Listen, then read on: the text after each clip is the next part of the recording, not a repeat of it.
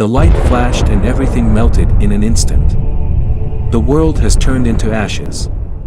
On July 16, 1945, humans first tested nuclear weapons in Alamogordo, New Mexico.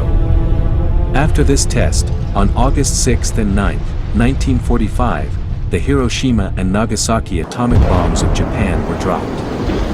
Nuclear weapons have appeared at the forefront of history.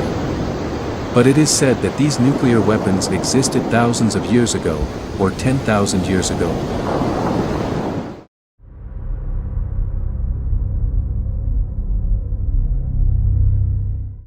Strange ruins exist in the northwest of India, Pakistan. According to archaeologists, the site is said to be 5000 BC. However, there are many strange things in this historical site. The most noticeable of them are the traces of bricks melting into strong heat and vitrifying, and human bone remains that have not been decomposed for 5,000 years. Scientists say that such heat is caused only by nuclear explosions. If so, it is a strange story, but it means that there was a nuclear war in ancient times. Some say some extraterrestrial beings created these kinds of civilizations that have never been recorded in history. It is ancient alien researchers who make this claim. They claim that there was a lost ancient civilization that went beyond modern civilization, so-called super ancient civilization. And they claim the origin of the super ancient civilization is extraterrestrials. Furthermore, they say human origins, human civilization as a whole, and modern civilization are also directly or indirectly influenced by extraterrestrials. Ancient alien theory is a hypothesis based on extensive speculation of existing mysterious phenomena or mysterious relics. That is why it is said that it is a mystery who created the super ancient civilizations or the mysterious remains. However, some people go beyond these arguments and explain exactly who caused such a war, and their civilization and race in detail, and explain the super ancient civilization in detail. Is this even possible? Then, what is suspected of being an ancient nuclear war? Are those just imaginations and fabricated stories? Or is it something to seriously consider? First, let's go to a place suspected of having a nuclear war in ancient times. In Pakistan, there is an ancient site called Mohenjo-daro. Mohenjo-daro is located downstream of the Indus River in Sindh, Pakistan, and was first discovered in 1920 by R.D. Banerjee during the excavation of the Kushan dynasty era pagoda. Mohenjo-daro is said to mean the dirt graves of the dead in the local language. The excavation of the Mohenjo-daro ruins began in 1920 and until 1931. The establishment date of Mohenjo-daro was estimated to be around 2300 BC at the time of excavation, but a longer layer has been discovered since then and is now believed to be around 5000 BC. However, local researchers in India argue that it is older. And the size of this city is completely inconsistent with the origin date of civilization that mainstream archaeologists and historians think.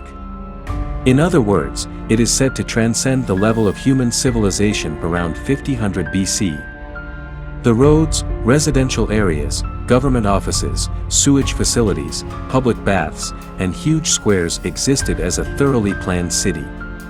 And the city district is lined up with houses in an orderly manner along the paved road. Most of the houses were built by stacking burnt bricks, and there were rooms, wells, and bathrooms around the middle yard, and wastewater facilities. The internal facilities were the same in any house, and the size of the house was uniform, so it seems the gap between the rich and the poor was not so wide among residents. The fact the gap between the rich and the poor was not so wide means there was a very stable political and economic system socially. And a similar historical site called Harappa was discovered. The discovery of these two sites confused mainstream archaeologists and historians. This is because, according to mainstream historians, 5000 BC was a time when most of mankind lived a tribal life and small cities were created in a few areas. That's why there shouldn't exist an elaborately planned city like Mohenjo-daro. And research has shown these civilizations had nothing to do with the ancient civilizations of India recorded in history that appeared thousands of years later. So mainstream scholars said it was a mystery that these civilizations disappeared. And they only came up with speculations that have no evidence. Mainstream scholars speculated the reason for the sudden disappearance of the cities was due to climate change, reduced trade, and external invasion. But amazing things are found here. British researcher David Davenport discovered a strange area where everything melted in Mohenjo-daro. Radiation far above the average was detected there. And traces of vitrified bricks are found in the area. According to David Davenport, it looks like everything had melted. Vitrification refers to the process in which stones or rocks melt in a magma state and become hard again. In other words, when the molten stone hardens again, it feels like glass. This occurs only when a substance is exposed to extremely high heat in a very short time. In other words, vitrification is a phenomenon that occurs only when something like a huge explosion occurs. However, in addition to this area, there are areas that appear to have been nuclear wars in ancient times. In the deserts of northern Africa and Central Asia, there are traces of sand turning into glass. Also, there are unknown ancient ruins in remote northern Scotland, where all the bricks were found to have melted and vitrified. These traces are similar to traces after an explosion test at an atomic bomb test site in Alamogordo, New Mexico, where the United States conducted the Manhattan Project. In history, mankind's first development of atomic bombs was in 1939 when the Manhattan Project was promoted, and the atomic bomb was first tested in Alamogordo, New Mexico. If so, it is a fact that cannot be understood by common sense. And numerous human bones were found in the Mohenjo-daro area. However, the shapes of the bones were very strange. The human bones were found very intact, and as they died they buried their heads to avoid something and held each other's hands. It is also presumed to be a momentary death on the street. In other words, the position of their bodies was caused by sudden and terrible death.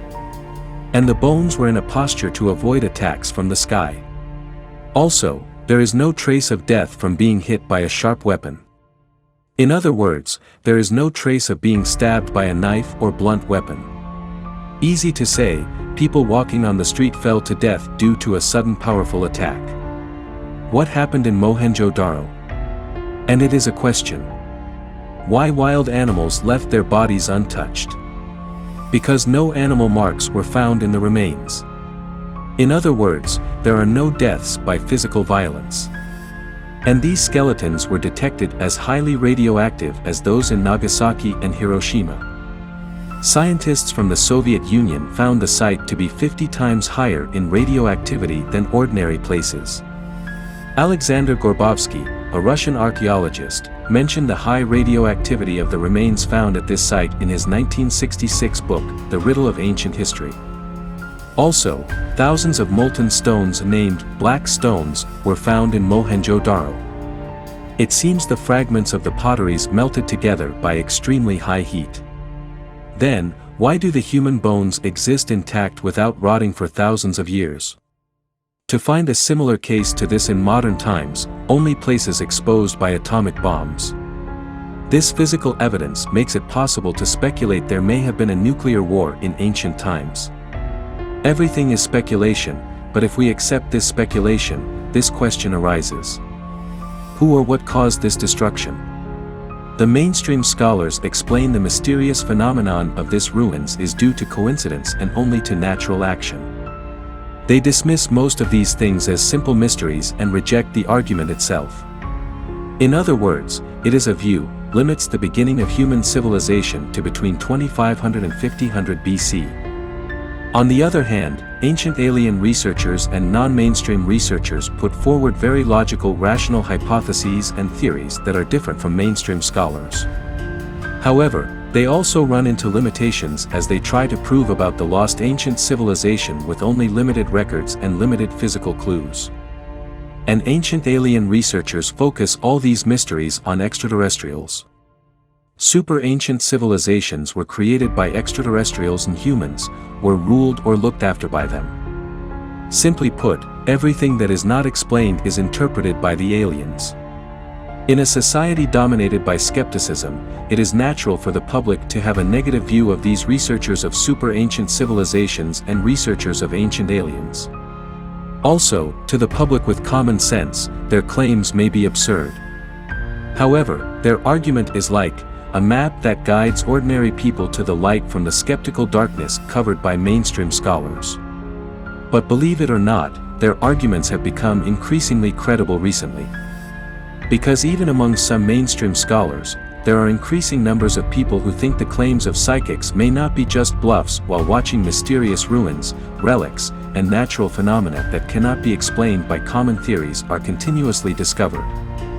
Especially nowadays, the claims of psychics tend to be stronger.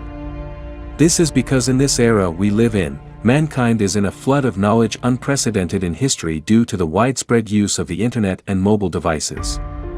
This phenomenon is causing people to create completely new facts by connecting clues and speculations that seem completely unrelated. And when these facts are reinforced, they become a kind of knowledge. Now mankind is witnessing the birth of a new wisdom of crowds, so-called collective intelligence. This is due to the development of information and communication technology by the advancement of science, but ironically, the more this phenomenon occurs, the stronger the speculation the claims of psychics may be true. Through modern information and communication, various people's knowledge gathers, enabling strong guesses about the reality of the lost ancient civilization described in detail by the psychics. The most interesting of ancient nuclear war stories is that modern nuclear weapons originated from ancient nuclear wars, although it is hard to believe. Modern nuclear weapons were made with reference to ancient nuclear warfare. To speak of this, we must refer to Alamogordo, New Mexico, in July 1945. The mushroom cloud of the atomic bomb exploded there, soared to a height of 7 miles. The explosion was heard from 100 miles away. The person who developed the bomb was at the test site. His name was Robert Oppenheimer. Observing the explosion, he said he was shocked by the bomb he had made. The power of the atomic bomb was enormous. However, what is surprising and interesting is Dr. Oppenheimer's claim. He said, obtained the inspiration needed to make atomic bombs from ancient Indian books. And he even said in ancient times mankind already had atomic bombs. What was the ancient Indian book he was talking about? Dr. Oppenheimer said, I have read the Hindu sutras, and it is the Bhagavad Gita, and he said to the reporter who interviewed him that he even told a verse from the Bhagavad Gita that he was memorizing. Bhagavad Gita is one of the 3 great sutras of Hinduism along with Vedas and Upanishads. Bhagavad Gita means Song of the Holy One in Sanskrit. Bhagavad Gita consists of 700 poems, is a collection of conversations were held by Arjuna, an ancient Indian prince, who was skeptical about the reality of slaughtering for the throne, and confided his anguish to his teacher, Krishna. Bhagavad Gita is part of the great epic, the Mahabharata. The Mahabharata has more than 100,000 verses and length is unprecedented in human history. Mahabharata deals with the rise and fall of the Rama Empire and existed 12,000 years ago. According to mainstream scholars, Mahabharata is known to have been written between the 6th and 5th centuries BC, but local Indian scholars claim the origin of Mahabharata is much earlier than that. However, interestingly, there are parts of the Mahabharata that depict war, and these parts feel like reading a modern science fiction novel. Flying chariots, incredible skills, and formidable weapons are depicted. However, among the weapons that appear, there is a Brahmashirsha Astra, so-called Brahma weapon, and its description is exactly the same with modern nuclear weapons. The power of the Brahma weapon burned and melted everything, and it is recorded that those exposed to the light exhibited symptoms exactly similar to those of radiation exposure in modern times. The ancients witnessed such a devastating nuclear explosion and described it as brighter than 1,000 suns and the sun spinning in the sky. The trees were burned down by flames and only huge destruction remained. Those who survived after the explosion lost their hair and their nails began to fall off. This is similar to the description of radioactive exposure. And there is an explanation of those who led this war. There were 3 cities floating in the air around the earth. These gigantic cities are depicted as made of shiny metal. The cities are described as throwing weapons at each other and making pillars of fire. The Mahabharata's writings seem to be descriptions of those who tried to describe something, but did not understand what it was. Modern people, living in a flood of information, know exactly what nuclear weapons are, and how powerful they are. But even assuming that the ancients saw these wars and these weapons firsthand, they might not know exactly what they were. And furthermore, many Hindu records have not been recorded as texts, but have been passed down orally through recitation and memorization of a specific class, the Brahmin class.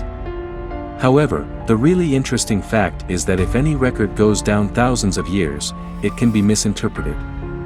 But word of mouth by memorizing the Indian Brahmin class has a very accurate aspect. Along with Mahabharata, there are descriptions of a similar type of war in the Ramayana, a representative work of ancient Indian literature, and there also appears a formidable nuclear attack and a Brahmashirsha Astra, so-called Brahma weapon, which is a nuclear weapon. In ancient Indian literature, records of ancient nuclear wars appear over and over again. Niccolò Machiavelli, author of The Prince, recommends asking the same question twice to see if the same person is lying. If so, is the ancient nuclear explosion mentioned so many times in ancient Indian records or oral traditions merely bluff? And the setting of Mahabharata, which depicts the ancient nuclear war, is in the northwestern part of India. Easy to say, the place where Mohenjo-daro is located is the background of Mahabharata. To be continued. This content is a series. Please watch in order as much as possible.